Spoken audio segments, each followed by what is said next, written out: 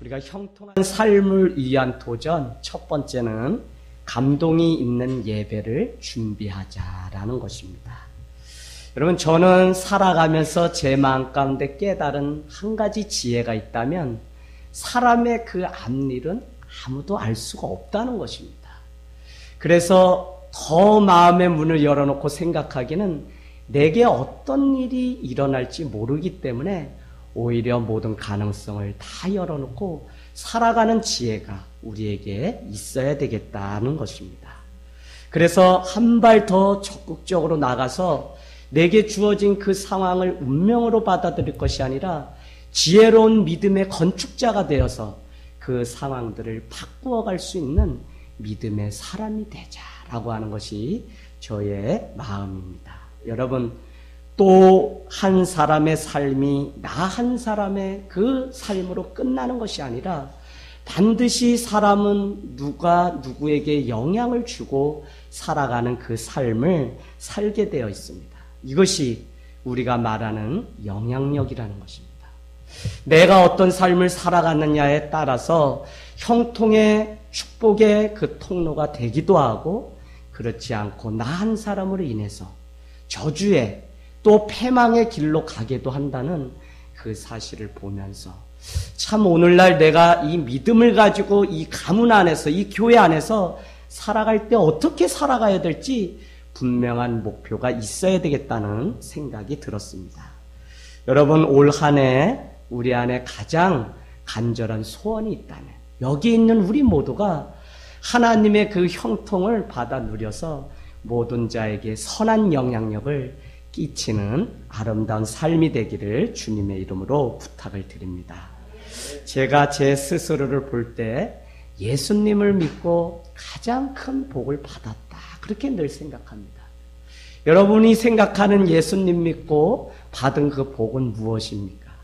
저는 제 안에 알 수 없는 그 기쁨이 있는 그것이 가장 큰 복이구나라고 생각합니다. 하나님이 내 삶에 함께 하시기 때문에 기뻐하고 행복한 것이죠. 그런데 문제는 때로는 어려움도 당하고 때로는 알 수 없는 상황 가운데 내 삶이 막 끌려가는 것 같지만 사실은 이 믿음, 예수님을 믿는 이 믿음 때문에 내가 넘어질 것 같지만 다시 일어나서 그 기쁨과 행복을 유지하며 살아가는 그것이 가장 큰 복 중의 복이다, 그런 생각을 합니다. 여러분, 예수님을 믿고 살아가는데 하나님이 날마다 나에게 주시기만 하는 분이라고 우리는 생각하지만 어느 날 하나님이 나에게 가장 귀한 것을 달라고 요구하시는 분이기도 하다는 사실입니다. 제 아가, 너가 가장 소중하게 생각하는 것을 나에게 달라라고 말씀하시는 하나님이라는 사실을 우리가 기억해야 됩니다. 때로는 그것 때문에 신앙의 이 자리에 서 있는 이것이 두렵고 떨릴 때가 있습니다. 내가 그것을 놓을 수가 없는데 그것을 달라고 하시기 때문에, 때로는 그것이 생명이기 때문에 너무나 값지게 생각하는 그것이기에 놓지 못할 때가 있습니다.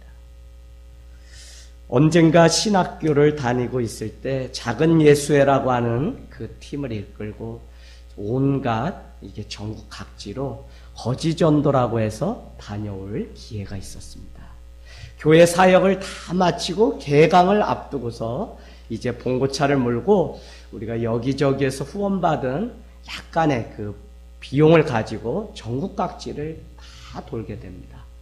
그래서 신학교 때 그 경험을 하지 않으면 언제 우리가 이런 도전을 해볼까 하는 마음에 그냥 전철도 한번 타서 복음 전해보는 일도 하고요. 때로는 역전 앞에서 예수 믿고 천국에 가십시오라고. 그래서 때로는 또 매 맞고 하는 일들도 경험하고 소란죄로 인해서 신고하지 않았다고 경찰서에 끌려간 적도 있습니다. 한 번은 그렇게 다 마치고 경비가 기름값 겨우 남았는데 횡성쯤에 오다가 한 성결교회에 들어가서 기도를 하고, 이제 개척교회고 작으니까 그 마을의 사람들을 우리가 전도를 해주자 해서 한 20명이 마을로 다 돌아서 왔습니다. 와서 사역복으로 서로 하고 있던 중에 하나님이 마음 가운데 내 주머니를 열어서 다 이 교회에 놓으라는 겁니다. 그래서 제가 당시 회장이었기 때문에 이 마음을 우리 지체들에게 얘기했는데 회개를 보고 하는 자매가 있을 수 없는 일이라는 겁니다. 어떻게든지 여기서 사역을 잘 마치고 올라가는 것까지는 해야지 은혜지, 여기에서 우리가 기름값까지 다 헌금으로 드리면 어떻게 하냐는 겁니다. 그런데 그날 저녁에 그곳에서 같이 기도하면서 누가 먼저 시작했는지는 알 수 없지만 자기 혼자만 살려고 감춰놓았던 그 비상금까지도 다 꺼내어서 놓기 시작하면서 우리에게는 정말 10원 한 장도 남지 않게 되었습니다.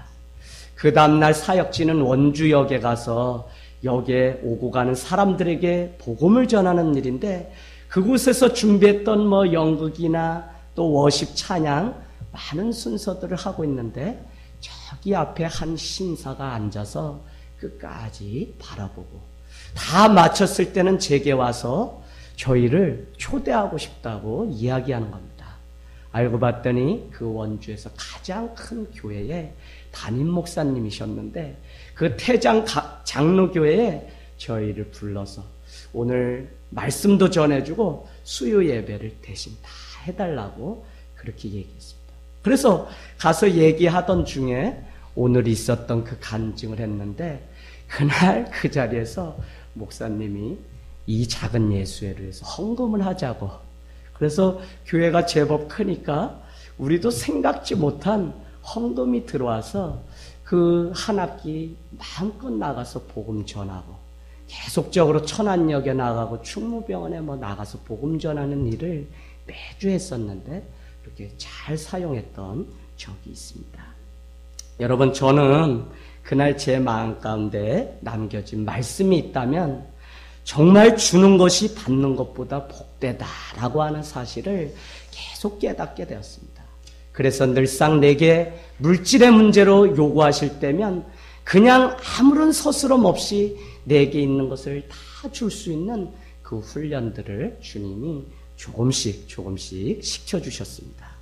그날 제가 깨달은 것은 하나님이 내게 주신 은혜 때문에 우리는 기뻐할 수 있지만, 그 작은 것을 손을 펴서 나누기 시작하면 더 많은 사람들까지 기뻐하며 살아갈 수 있다는 사실을 알게 된 것입니다.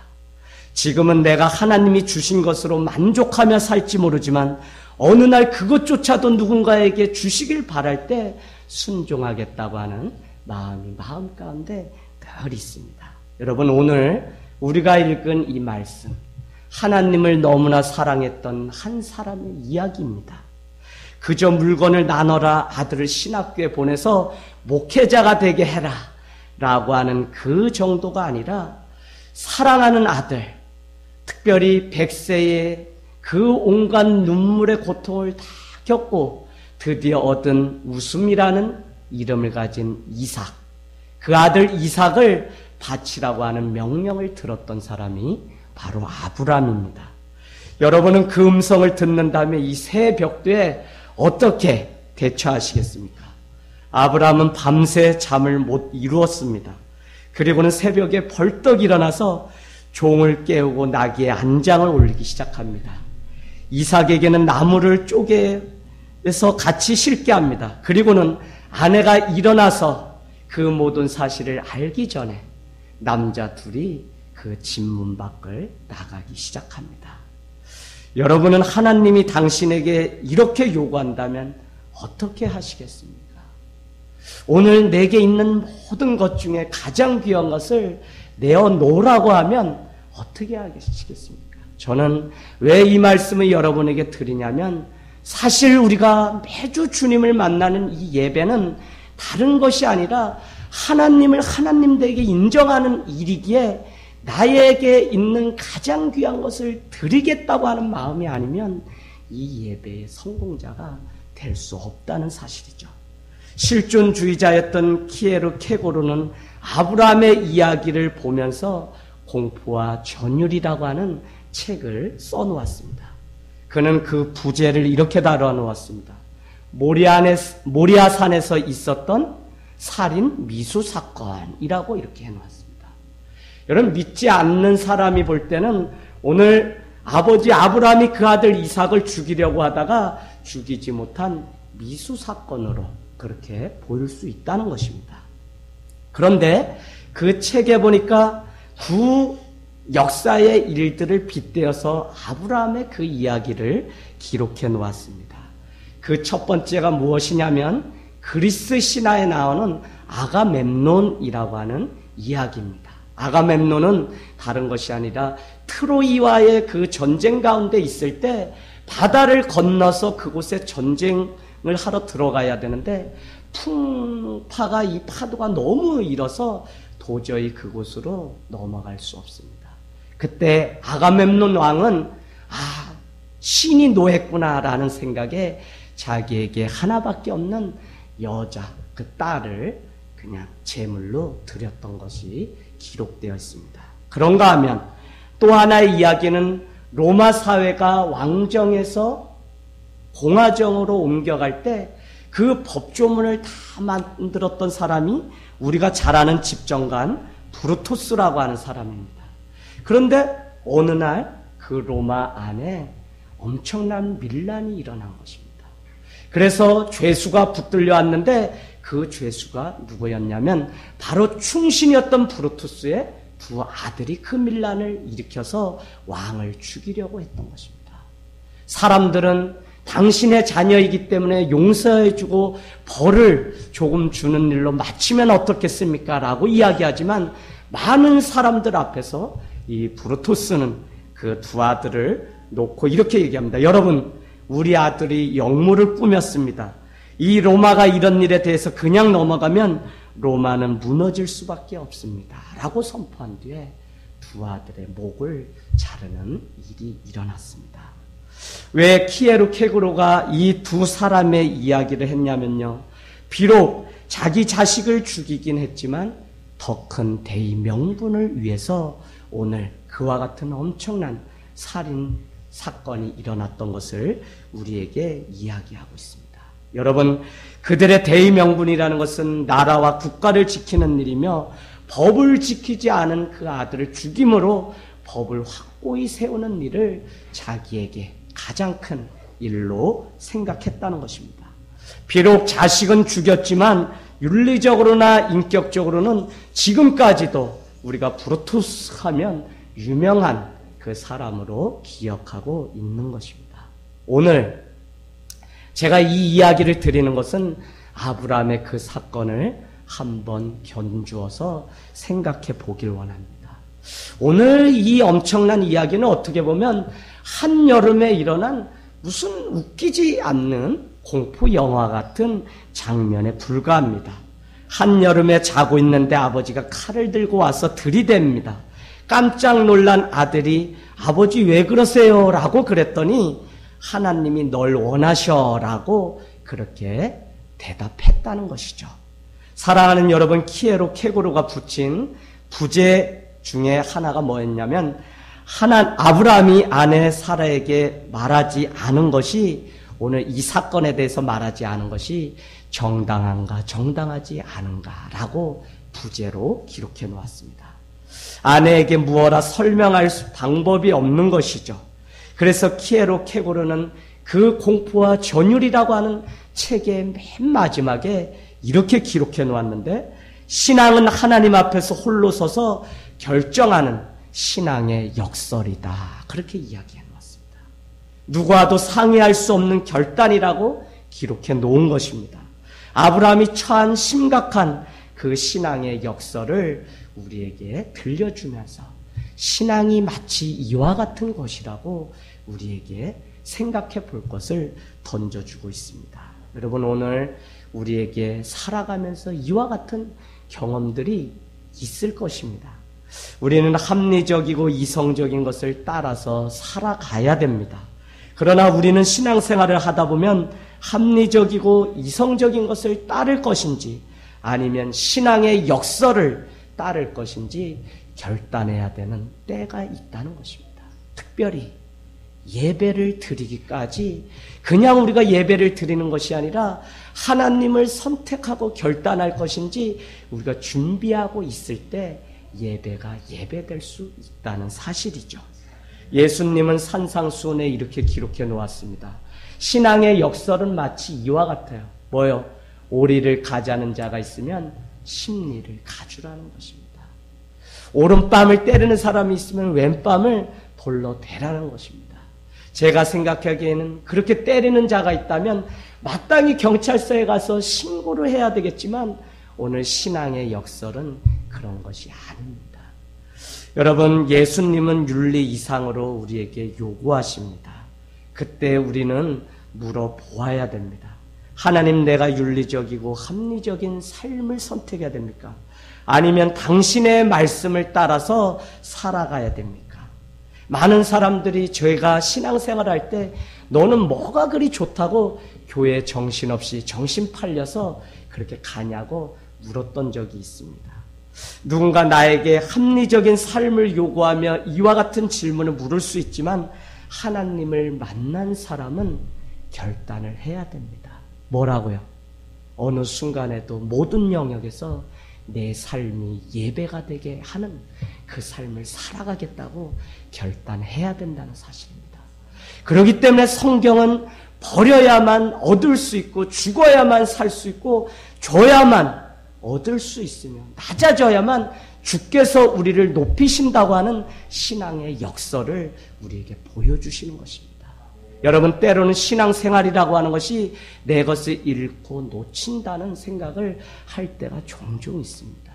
그럼에도 불구하고 이 신앙의 역설을 아는 우리 믿는 사람들은 어느 순간에도 하나님을 먼저 내 삶의 전부로 여길 수 있는 그것이 분명할 때 우리는 신앙생활을 비로소 시작한다고 이야기할 수 있는 것입니다.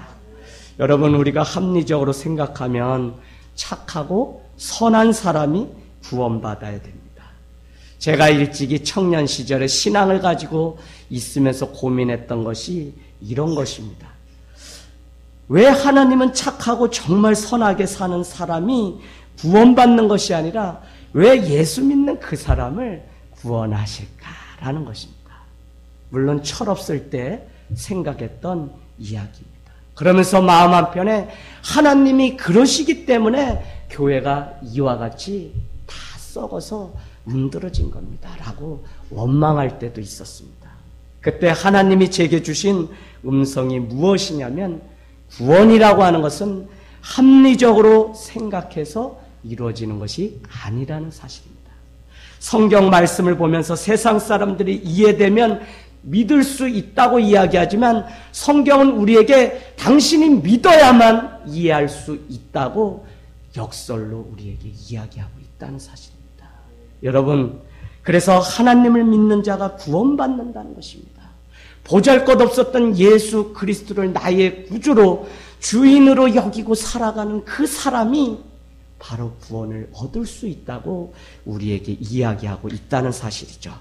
그러므로 우리가 하나님의 역사를 믿을 때 아브라함의 사건은 비로소 이해가 되는 것입니다.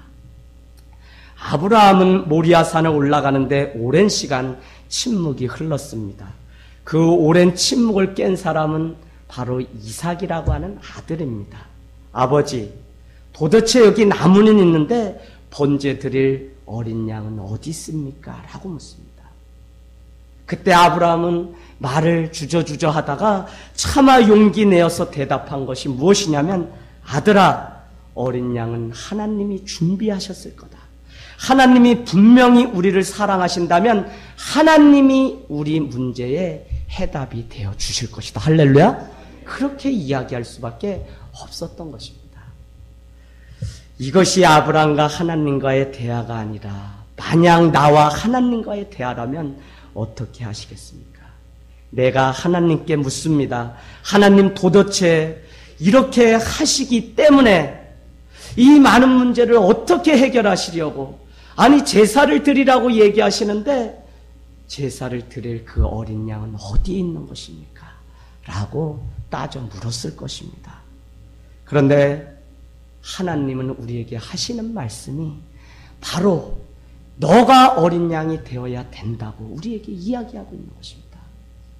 너가 너의 가정의 희생양이 되어야 되며 너의 거룩한 삶이 제물이 될 때 너를 둘러싸고 있는 모든 삶이 환경이 바뀔 수 있다고. 그렇기 때문에 결론은 당신이 먼저 죽어야만 하나님 앞에 진정한 예배가 될 수 있다고 우리에게 요구하고 있는 것입니다. 여러분, 저는 제 개인적으로 마음의 평안을 빼앗기지 않는 해가 되기 위해서 더 천천히 가자라고 하는 작은 소원이 있습니다.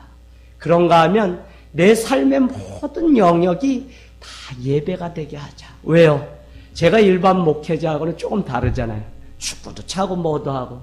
그러나 그것이 그냥 내가 하는 것이 아니라 그 일 다 하나님 앞에 드리는 예배가 되는 삶을 살아가자라고 하는 것이 저의 작은 바람입니다. 여러분, 내가 거룩한 제물이 되어야 됩니다. 어디에서 어린 양을 찾고 있습니까? 지금 주님은 바로 나를, 바로 우리를, 우리 교회를, 우리 가정을 번제물로 사용하시기를 원하셔서 찾고 있다고 하는 사실입니다. 지난밤에 설교 준비를 하면서 마음에 엄청 큰 하나님의 두드림이 있었습니다. 그것은 나의 잘못을 자꾸 다른 사람에게 돌리는 제 모습이 있다는 것입니다. 내가 늦잠 자놓고 아내를 원망하죠. 내가 미리 줄 준비를 못해놓고 아이를 탓합니다. 가까운 사람에게 상처를 주는 나의 모습을 보게 된 것입니다. 멀리 있는 사람에게는 선한 사람처럼 얼마든지 살아갈 수 있지만 착각 속에서 살아가는 것이죠. 내가 기도하지 않으면서 아무런 기적도 보지 못하면서 여전히 환경을 탓하고 나를 둘러싸고 있는 그것에 붙들려서 단 한 번도 하나님 앞에 진정한 제물로 예배로 드리지 못하는 우리의 모습을, 나의 모습을 보기 시작한 것입니다. 여러분, 저는 이 말씀을 준비하면서 내 안에 작은 회개가 있었습니다. 내가 정말 형통의 그 사람이 되려면 내 안에 있는 이 원망과 분노와 이 탓함을 먼저 버려야 되겠다. 예수 그리스도의 그 보혈의 옷으로 온전히 갈아입어야만 내가 새로운 삶을 향해서 살아갈 수 있겠다. 여러분, 지금 40년 살았으면 이제 나머지 40년도 그것도 주셔야만 살 수 있지만 아름답게 살고 싶습니다. 하루하루가 얼마나 귀한지 알 수 없습니다. 특별히 여러분과 함께 만들어가는 이 공동체의 이 삶이 얼마나 제게는 귀한 일인지 알 수 없습니다. 더디다고요? 천천히 간다고요? 없다고요? 아니요. 제가 하나님의 은혜로 채워지면 하나님께서 이 모든 일들을 열어가실 것을 믿습니다. 우리가 다른 사람을 탓하고 있다면 이제 하나님, 제가 잘못했습니다. 제가 번제가 되어야 됩니다. 저를 죽여주십시오라고 고백하는 한 해가 되길 원합니다. 주님은 우리에게 진정한 예배를 지금 요구하고 있습니다. 오늘 아브라함은 아들을 결박하고 번제단 위에 올려놓았습니다. 그러나 번제물이 보이지 않자 아브라함은 칼을 들어서 이삭을 죽이려고 합니다. 그때 하나님으로부터 음성이 들려옵니다. 아브라함아, 아브라함아, 내 아들 이삭이라도 나를 위해 드리는 그것을 보았기에 내가 나를 사랑하는 줄 내가 알았다고 그렇게 이야기합니다. 저는 주님이 우리에게 요구하는 예배가 그것이었구나. 뭐냐면 시험이 내 삶 가운데 늘 오죠. 시험을 하시려고 그 아들을 드리라고 그러죠. 그러나 5절 말씀에 보면 사환들에게 하나님 앞에 가서 모리아산에 올라가서 아들과 나는 예배하고 돌아올 테니 너희들은 여기서 기다리고 있어라. 결국 당신에게 놓인 그 많은 시험과 무너짐들은 하나님 앞에 진정으로 예배 드릴 때이라고 하는 사실을 우리에게 가르쳐주고 있다는 사실입니다. 여러분, 그러면서 내가 이미 내 마음을 확인했기에 정말 그 아들을 드리라는 것이 아닙니다. 여러분이 드리려고 하는 그 마음의 자세, 그 마음의 정성을 주님은 보고 싶어 하시는 것이죠.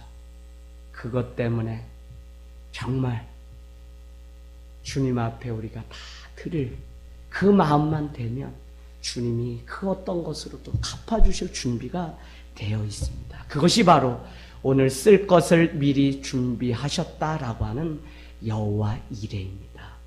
여러분, 아브라함의 눈에 드디어 그냥 보이지 않던 그 순양이 눈에 보이기 시작합니다. 언제요? 나의 모든 것을 다 드리기로 결단하고 정말 그 칼과 그 불만 준비된 것이 아니라 이제는 이 아들까지도 싹 드리기로 작정하는 그 순간에 드디어 숯불에 걸린 어린 양을 보기 시작합니다.